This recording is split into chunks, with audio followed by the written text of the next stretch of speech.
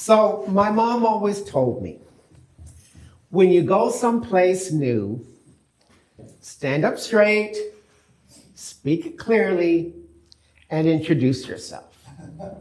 So, my name is Carla Robinson, and I'm the Canon for Multicultural Ministry and Community Transformation in our diocese. And so I bring you greetings today from Bishop Phil, and a reminder that prayers for our diocese and their churches are going on everywhere around our diocese, from the Canadian border to the Oregon border, from the ocean to the Cascades. We gather, and one of the things we do is pray for each other. So know that your brothers and sisters throughout this diocese are praying for you in our cycle of prayer that covers all the places where we serve together. Doesn't it seem that it doesn't take long to go from good to bad, and then from bad to worse?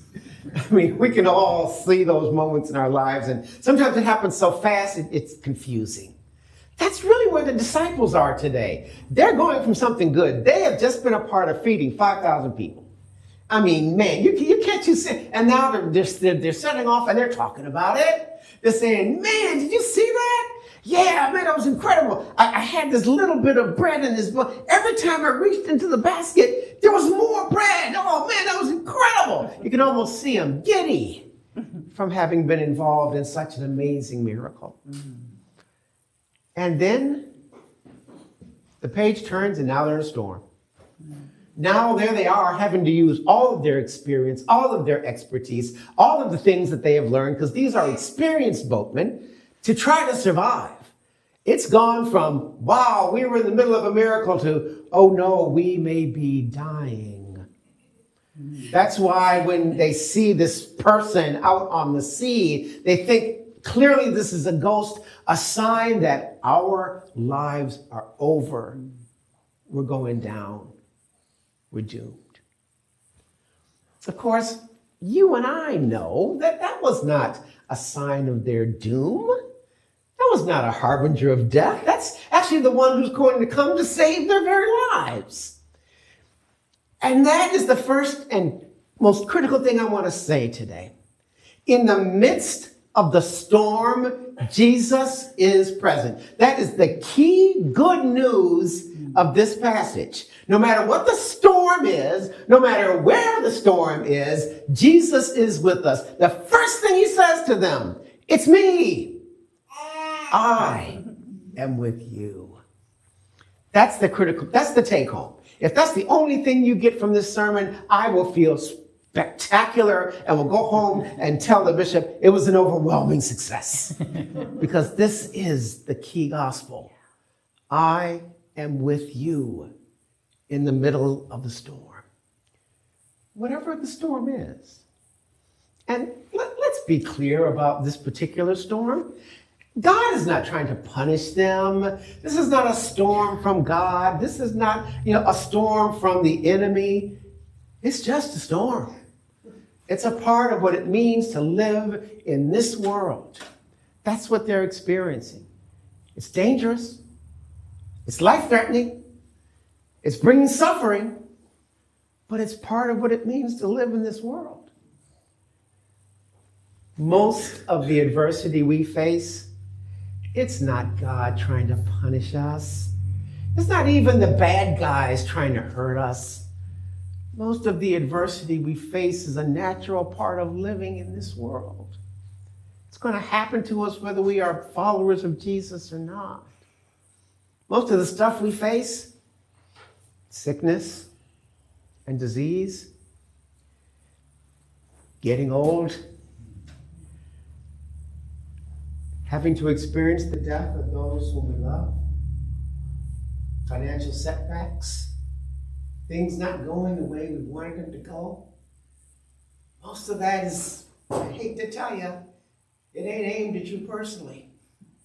It's a part of what it means to live in this world. Now, to be sure, I cannot talk about storms and natural disasters without thinking about what's happening on the other side of the mountains to our siblings just in our neighboring diocese and the fires that are happening there.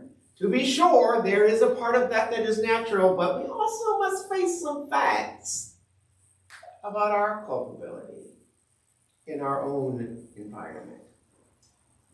It's not that God is being mean to us. Being in the midst of the storms is a part of being human. The question becomes, what are we going to do in the midst of that storm? What happens after Jesus says, I'm here. I haven't deserted you. Yes, this storm is dangerous. Yes, it hurts. Yes, death is real. Yes, suffering sucks. All of that is true. And I am with you and will not desert you. At this point, this story should end this way. And the storm subsided and everybody was happy. But this is where it takes a weird twist. Peter says, Jesus, if this is really you, tell me to come to you on the water. Now, this is the difference between Peter and me, okay? I would have said, Lord, if this is you, make this storm stop. But Peter dares to ask the impossible. Tell me to come to you on the water. Shockingly, Jesus says, okay, yeah. And even more surprisingly, Peter climbs down out of the boat in the storm and walks on water. Walks on water. There are times, they're rare, I will grant you this, but there are times when we ask for the impossible and God actually says yes. And we are surprised at what happens around us. I want to give you an example of this from the very history of our diocese. An example right from what we do together as church. In the year 2020, a group of folks, a grassroots gathering of people from our diocese, in our diocese, members of our diocesan circles, asked the impossible. They said, we need 2 full-time positions. One for multicultural ministry and community transformation, and another a full-time program coordinator to work with this person. 2 full-time positions. I'll tell you the last time something like that happened in our diocese. 100 years ago. Okay, that's how unusual this was. It was a crazy request.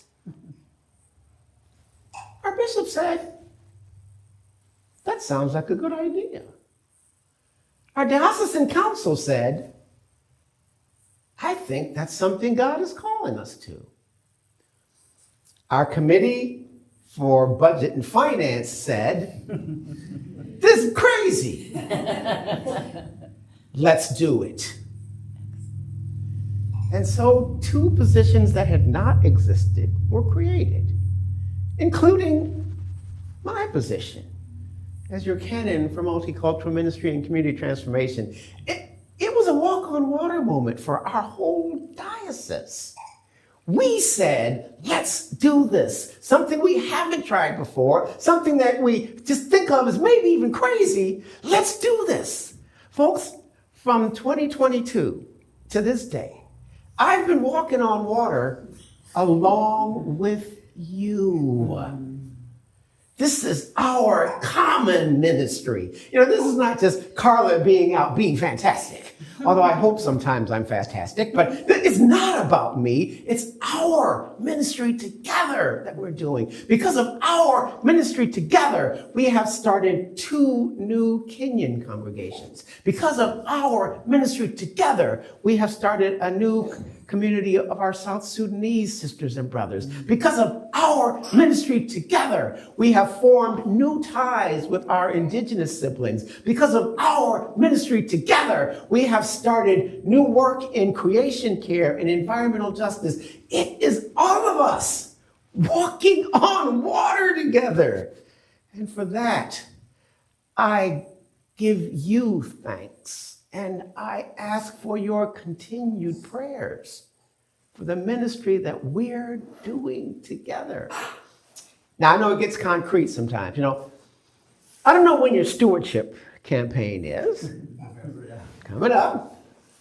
And you're going to sit down with your budget.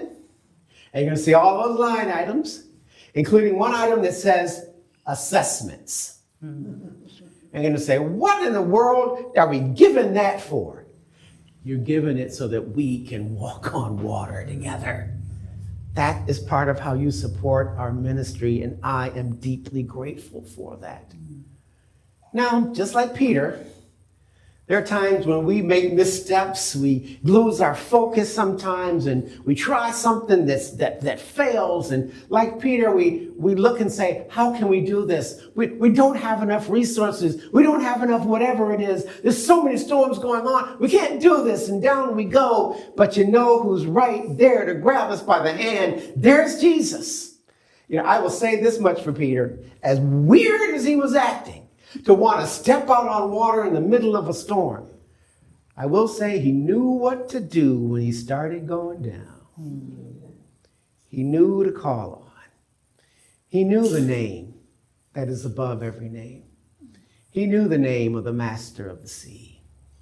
And Jesus is right there to grab him. And it's only from the closeness with Jesus that Jesus can say to him, Peter, what happened there?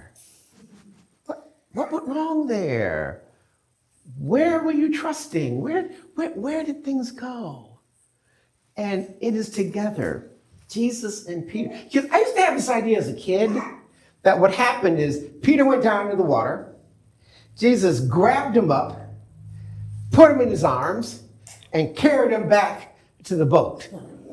That's actually not what the text says.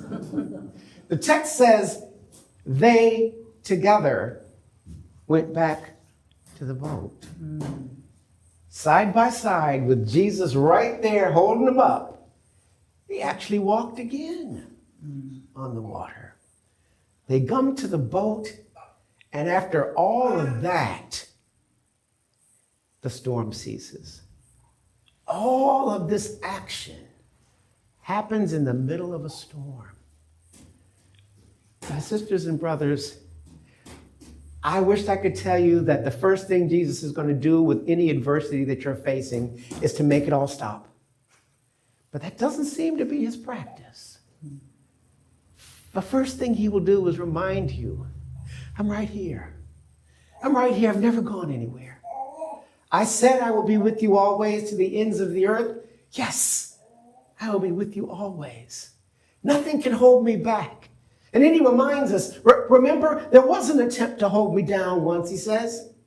They nailed me to a cross, put me in a tomb, threw a boulder in front of it, put a guard on it, and said, that's it. This is the end of Jesus. If that wasn't able to stop him, none of our adversities have a chance. The one who rose from the dead for us, nothing is going to keep him from our sides. Sometimes we walk on water. Sometimes we crawl a little bit on our way to learning how to walk. But it's all a part of being even in the midst of the storm. So I'm right back where I started. Whatever the storm is, the word from Jesus, it is I. I'm here. It's me with you.